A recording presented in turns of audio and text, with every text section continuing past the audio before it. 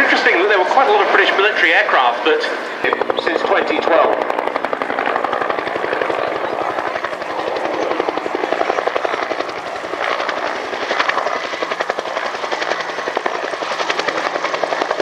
So the Huey in front of us for its solo display. That journey back from the Falklands to Britain that Steve was just mentioning wasn't without incident. It came back on the chartered ferry, the Torque Caledonia, and then had to make a road move to RAF Finningley near Doncaster, but unfortunately en route it suffered some quite bad damage when a rotor blade hit a road bridge.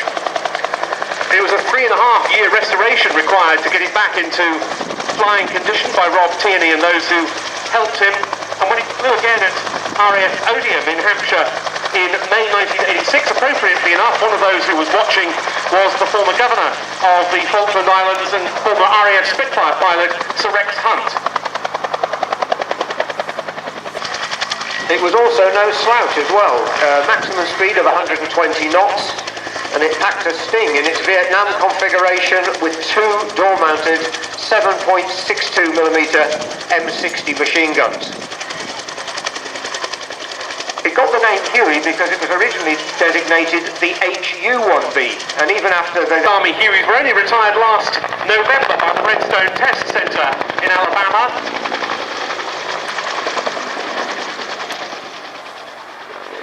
But various US law enforcement agencies still fly them.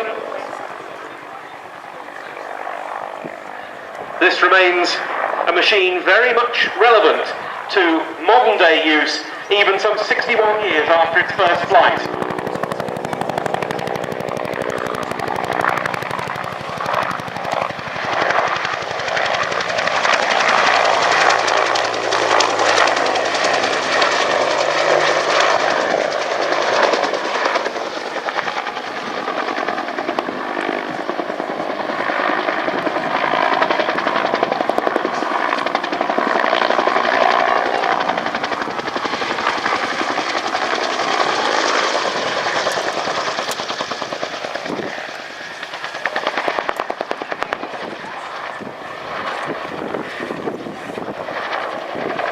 This is one of the later model Hueys, based on the Bell 205 design.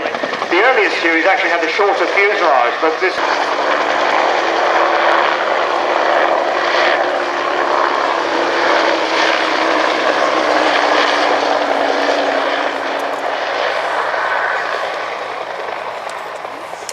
a very different helicopter, designed for a somewhat different role. This, as Ben mentioned earlier, was designed as an anti-submarine and reconnaissance helicopter, particularly designed to be compact enough to fit onto the very small deck and very small hangar of Her Majesty's frigates.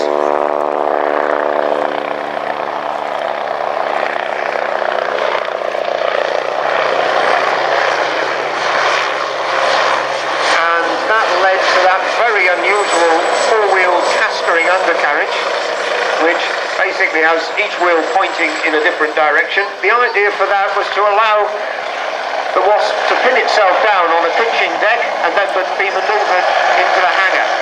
The other thing was the Wasp is pretty rare in having negative pitch on its rotors, which literally forces the helicopter down onto the deck so it can adhere to a pitching and slippery deck until the lashings are attached.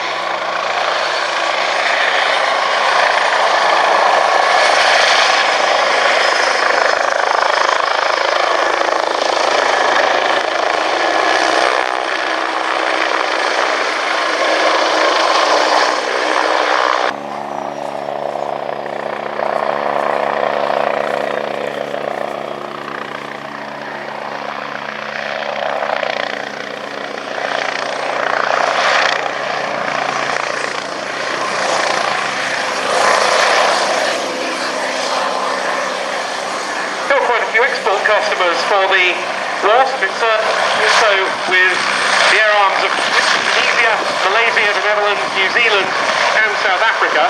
Quite a small production run though, just 133, 96 of which served with the Royal Navy.